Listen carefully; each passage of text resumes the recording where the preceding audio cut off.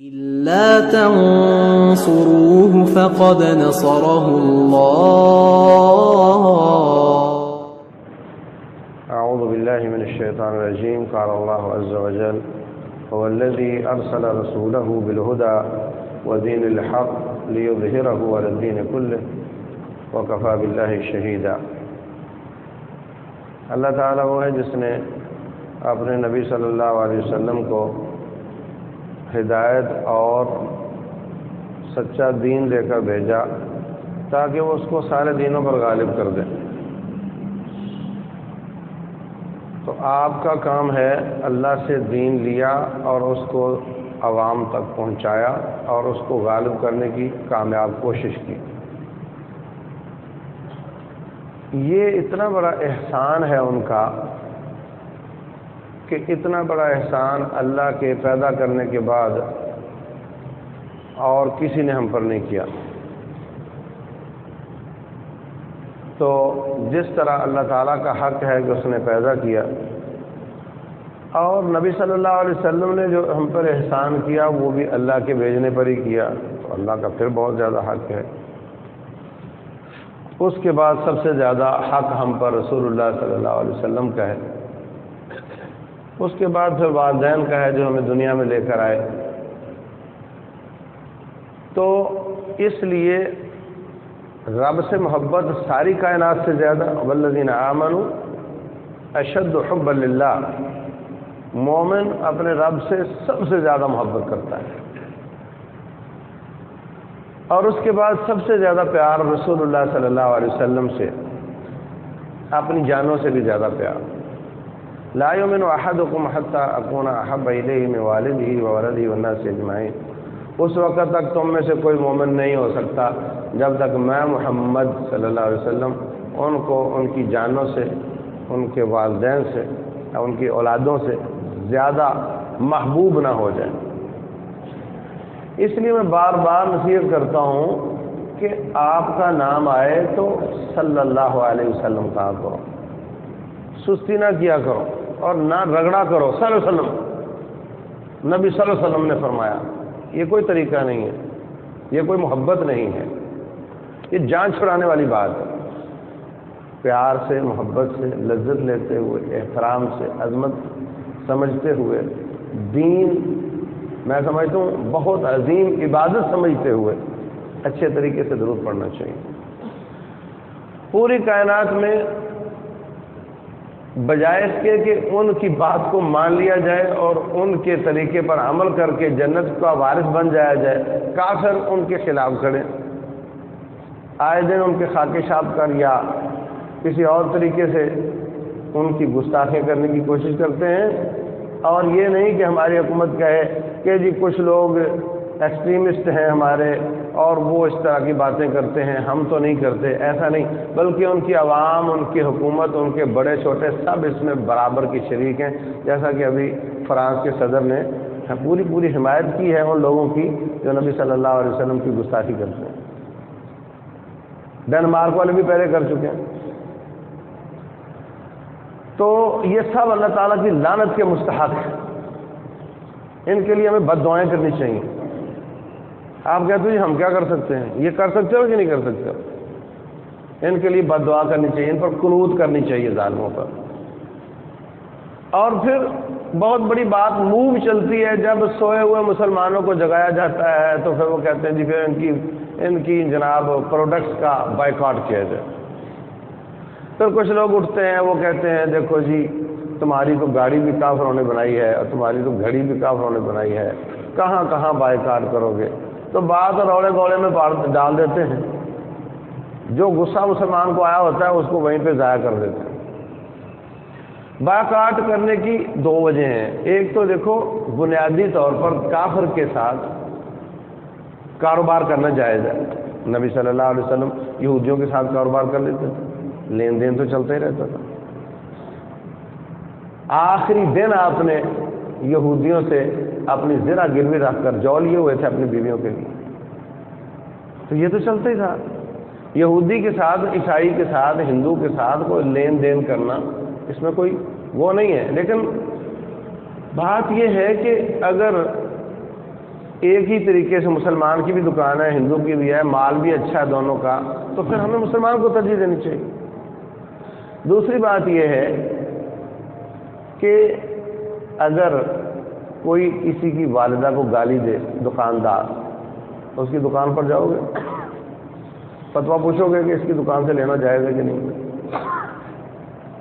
ہاں، فتویٰ بھی نہیں پوچھو گے اور اس کا بائیکاٹ کر دو گے اس لیے کہ اس نے تمہاری ماں کو گالی دی ہے۔ تو رسول اللہ صلی اللہ علیہ وسلم سے پیار تو ماں سے زیادہ ہونا چاہیے۔ جس نے ان کو گالی دی ہے اس کے بارے میں فتوی پوچھنے کی کیا ضرورت ہے؟ اور تم 22 کروڑ اگر کسی پروڈکٹ کا بائیکاٹ کر دو تو بیٹھ جائے گا، تباہ ہو جائے گا، برباد ہو جائے گا۔ اتنی بڑی قوت ہے آپ کے ہاتھ میں۔ مسلمان 22 کروڑ پاکستان میں، 35 کروڑ ہندوستان میں، اور پھر لاکھوں کروڑوں کی تعداد عرب ممالک میں، اگر وہ بائیکاٹ کر دے کسی ملک کا تو وہ تو تباہ ہو جائے گا۔ اور ان کی جتنی ملٹی نیشنل کمپنیاں ہوتی ہیں یہ ان کے وار ویپن ہوتے ہیں۔ یہ جتنے بھی یہ سافٹ ڈرنک آپ پیتے رہتے ہیں، جتنے بھی پیزے چیزیں کھاتے رہتے ہیں، یہ ان کے وار ویپن ہیں۔ جب جنگ ہوتی ہے تو یہ اپنے ملکوں کی فوجوں کو پیسہ فراہم کرتے ہیں، اور جب امن ہوتا ہے تو ان کی فوجیں ان کے لیے مسلمانوں کے ملکوں میں راستے کھول کر دیتے ہیں، دباؤ ڈالتے ہیں کہ ہماری یہ دکانیں کھولو۔ تو ہم جھاڑ لیتے ہیں صرف زبان کی لذت۔ بعض لوگ کہتے ہیں جی کافروں کے ساتھ تو تجارت جائز ہے، تو میں کہتا ہوں اس نے تو گالی دی ہے۔ جاپان کے صدر نے گالی نہیں دی، وہ بھی کافر ہے۔ چائنا کے صدر نے گالی نہیں دی، وہ بھی کافر ہے۔ ڈنمارک والے نے، فرانس والے نے دی ہے، وہ بھی کافر ہے۔ فرق ہوا نہیں۔ آپ کے گھر کے پاس والی دکان ہے، اس نے گالی دی، آپ وہاں سے نہیں لو گے، دور والے سے جا کر لاؤ گے، اور فتویٰ بھی نہیں پوچھو گے۔ تو بعض فتوے مولوی صاحب سے نہیں، اندر سے پوچھنے پڑتے ہیں، اندر والے سے پوچھنے پڑتے ہیں کہ تو کیا کہتا ہے، اس نے میرے نبی کو گالی دی ہے، اس سے لینا چاہیے نہیں، علیہ الصلوۃ والسلام۔ دوسری بات پھر بعض لوگ کرتے ہیں جی کو مسلمانوں نے کوئی اچھی پروڈکٹ بنائی ہو تو پھر ہم بائیکاٹ کریں نا، ان کا مقابلہ کرتے ہو، بائیکاٹ کا بولتے ہو، پروڈکٹ تو تم نے اچھی بنائی کوئی نہیں۔ پہلی بات تو یہ ہے کہ مثلا ایک آدمی دودھ پیتا ہے، دوسرا اس میں مختلف قسم کے فلیور ملا کر پیک کر کے لا کر دیتا ہے، تو دودھ تو اس کا متبادل ہے نا، تم دودھ پی لو، تم وہ ڈبے والے نہ ہو جو مختلف قسم کے زہروں اور کیمیکل والے وہ نہ لو۔ اور پھر موبائل فون ہے، پاکستان کی کمپنی بھی ہے، کافروں کی کمپنیاں بھی ہیں، متبادل تو ہے، ہر جگہ سروس بھی ہے، ہر طرح کے پیکج بھی اچھے مل جاتے ہیں۔ پیٹرول ہے، ڈیزل ہے، پاکستان کی کمپنیاں بھی ہیں اور کافروں کی بھی ہیں، اور بالکل مقابلے میں ہیں، اور کوئی اس میں کوالٹی کا فرق نہیں ہے، کچھ وہ نہیں ہے۔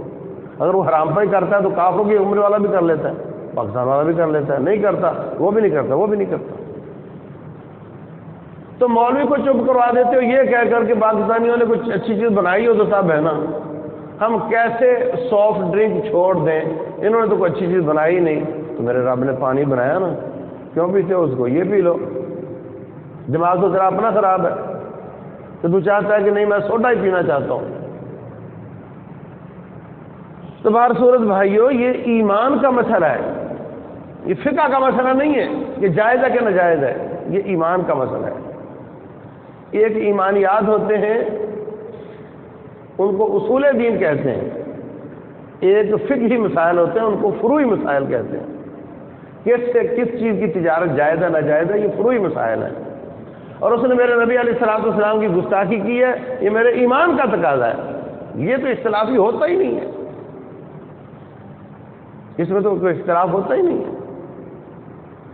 پھر اسی طریقے سے ایک شخص مطلب ان جیسا لباس پہنتا ہے، ان جیسی اس نے شکل بنائی ہوئی ہے، تو اگر اس کو غصہ آتا ہے ان کی گستاخی پر تو اپنے آپ کو چینج کرے۔ اگر 22 کروڑ مسلمان ان گستاخیوں کی ریئیکشن میں اپنی شکل ابو بکر صدیق جیسی بنا لیں، علی بن ابی طالب جیسی بنا لیں رضی اللہ عنہم، تو کیا خیال ہے بعد آئیں گے نہیں آئیں گے وہ؟ اچھا اگر تم ہمارے نبی کی گستاخی کرتے ہو نا تو ہم ان کی اطاعت میں آگے بڑھیں گے اور ان کی زیادہ فرما برداری کریں گے. یہ لوگ بعد آتے نہیں آتے. ہماری مصیبت تو یہ ہے کہ 4 دن غصہ کیا اور اس کے بعد ٹھنڈا ہو گیا اور پھر وہی ڈگر جو پہلے تھی. کبھی روڈ پر آ کے احتجاج شروع کر دیا جناب، جان بھی قربان ہے. اچھا وہ تصویریں اخبارات میں سوشل میڈیا پہ گئیں، وہاں سے ان کے فرانس کے ڈنمارک کے سفارتخانوں نے اپنی ایمبیسیوں میں پہنچا دی، وہاں سے آگے چلی گئی. انہوں نے دیکھا کہ جو احتجاج کر رہے ہیں شکلیں ان کی ہم سے ملتی ہیں، عقلیں ان کی ہم سے ملتی ہیں، لباس ان کا ہمارے ساتھ ملتا ہے اور ہمارے خلاف احتجاج کر رہے ہیں. کوئی پریشانی کی بات نہیں، یہ ہمارے اپنے لوگ ہی ہیں. ان کو مولویوں نے تھوڑا بارانگیختہ کیا ہے، وقتی ابالا ہے، آ جائے گا، ختم ہو جائے گا. یہ کچھ کرنے والے نہیں ہیں.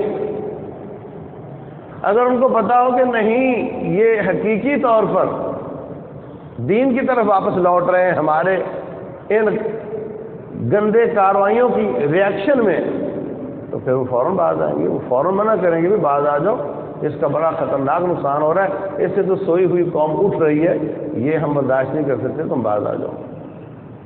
بہر صورت عام آدمی کے کرنے کے بڑے کام ہیں اور بھی ہیں. اللہ تبارک و تعالیٰ ان ظالموں کو غارت کرے، اللہ ان کو تباہ و برباد کرے جو ہمارے نبی کی گستاخیاں کرتے ہیں، اور ہمیں اس کے ریئیکشن میں بھی، اس کے بغیر بھی اپنے دین کی طرف لوٹنے کی توفیق دے. واللہ اعلم وصلی اللہ وسلم وبارک علی نبینا محمد.